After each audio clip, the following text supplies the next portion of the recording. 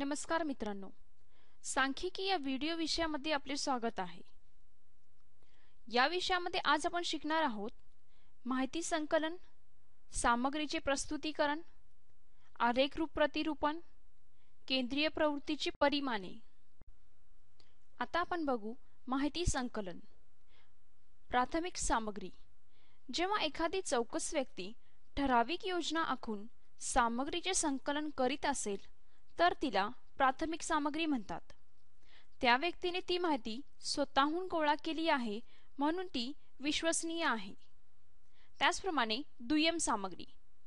इतर परिस्थितीत वेळेची उपलब्धता व साधनांच्या अभावामुळे अभ्यासकाला हवी ती माहिती संकलित करणे शक्य नसते, म्हणून ती व्यक्ती कार्यालयीन सामग्री किंवा सरकारी विभागात उपलब्ध असलेली सामग्री वापरते।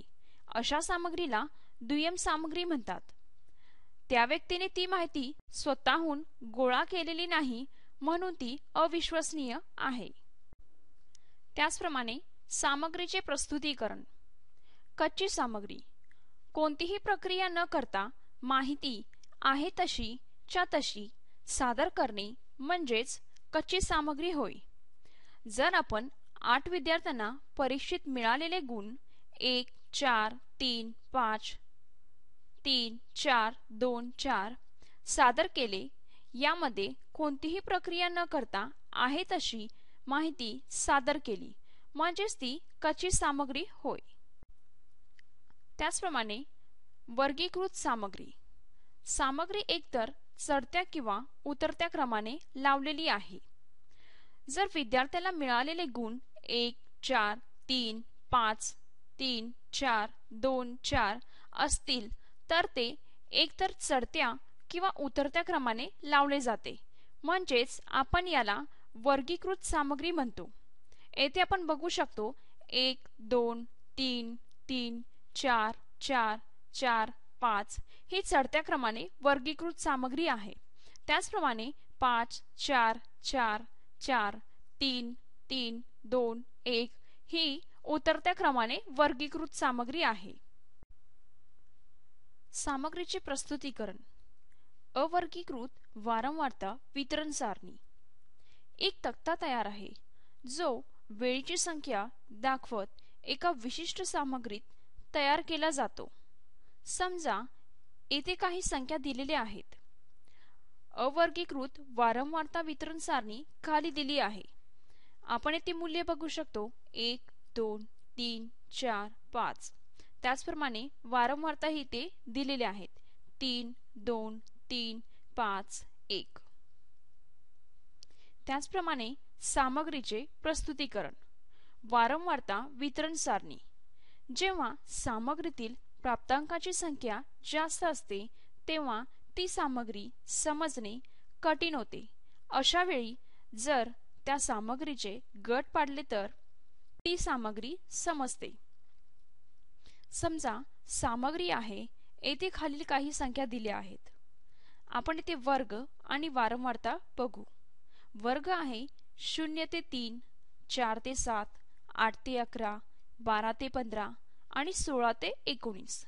त्याचप्रमाणे वारंवारता निघाली आहे 3, म्हणजेच 0 ते 3 यामध्ये कोणकोणत्या संख्या आहेत 3 7 12 7 9। आता आपण बघू आलेखरूप प्रतिरूपण। स्तंभाकृती। अवर्गीकृत किंवा निर्णयात्मक माहितीचे प्रतिनिधित्व करणे। पट्टीचा वर्ग महत्त्वाचा नाही। प्रत्येक स्तंभ आकृतीतील पट्टीची उंची ही त्यांच्या संबंधित असलेल्या संख्येच्या श्रेणीवर अवलंबून आहे। खालील दिलेल्या स्तंभाकृतीमध्ये लोकप्रिय असलेली विविध फळे दर्शविलेली आहेत। लक्षात ठेवा, येथे अनुक्रम महत्त्वाचा नाही।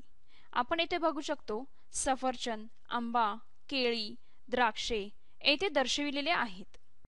आता आपण बघू आयतालेख। ज्या मूल्याची माहिती ही सातत्याने पसरलेली असते त्याचे वर्णन करणे। त्याचप्रमाणे आयतालेखाच्या पट्टीमध्ये वर्ग आणि त्यांचे क्रम दर्शविले जातात। वर्ग हे पायाच्या रूपात असून संबंधित वारंवारता उंचीच्या स्वरूपात असतात. येथे आपण आकृतीत बघू शकतो 1 2 3 4 5 6 7 येथे दिलेले आहे. आता आपण येथे बघू वारंवारता बहुभुज. जेव्हा वापरली जाणारी माहिती ही सतत आणि जास्त प्रमाणात असते तेव्हा वारंवारता बहुभुजचा उपयोग होतो. आयतालेख हे वर्गमध्य वापरून काढले जाऊ शकते. विस्तार वारंवारता बहुभुज हे साधारणपणे आयतालेख सारखेच असते. येथे आपण आकृतीत बघू शकतो येथे आहे आयतालेख आणि येथे आहे वारंवारता. त्याचप्रमाणे केंद्रीय प्रवृत्तीची परिमाणे. मध्य सर्व निरीक्षणांची सरासरी मूल्य मध्यने काढले जाते. मध्य म्हणजे सर्व प्राप्तांकांची बेरीज भागिले प्राप्तांकाची संख्या होय. समजा 2 4 3 5 3 4 2 4 ही सामग्री आहे. या सर्वांची बेरीज 27 आहे. संख्याचे मूल्य 8. मध्य निघाला 27 भागिले 8 बरोबर 3.25. त्याचप्रमाणे मध्यक सामग्रीमधील मूल्य हे 2 भागांमध्ये विभाजित होते जेव्हा ते चढत्या किंवा उतरत्या क्रमात असतात. हे एकतर मध्यक मूल्य किंवा मध्य या दोन्ही मूल्यांच्या मध्ये असते. समजा 1 4 3 5 3 4 2 4 ही सामग्री आहे. चढत्या क्रमाने वर्ग 1 2 3 3 4 4 4 5. मध्यम वर्ग मूल्य 3 आणि 4 आहे. मध्य हे 3 आणि 4 बरोबर 3.5 आहे. मध्यक बरोबर 3.5 आहे. आता आपण बघू बहुलक. एखाद्या सामग्रीत अधिक वेळा आढळणारा प्राप्तांक बहुलक असतो. समजा येथे काही संख्या दिलेल्या आहेत. येथे आपण बघू शकतो 1 2 3 4 5 या संख्या आहेत आणि वारंवारता इथे दिलेल्या आहेत. येथे आपण बघू शकतो 4 ही संख्या जास्त वेळा आली आहे म्हणून बहुलक बरोबर 4. सराव. आपल्यासाठी खालील काही प्रश्न दिले आहेत. आपल्या स्वतःच्यावर त्यांना उत्तरे द्या व संकल्पना सुधारित करा. ही सामग्री शालेय शिक्षण प्रकल्प आकाश अंतर्गत विकसित केले गेले आहे. हा प्रकल्प अर्थसहाय्य आहे NME, ICT आणि MHRD भारत सरकार. आमच्याशी संपर्क करण्यासाठी दिलेल्या ईमेल ID वर आम्हाला मेल करा. धन्यवाद.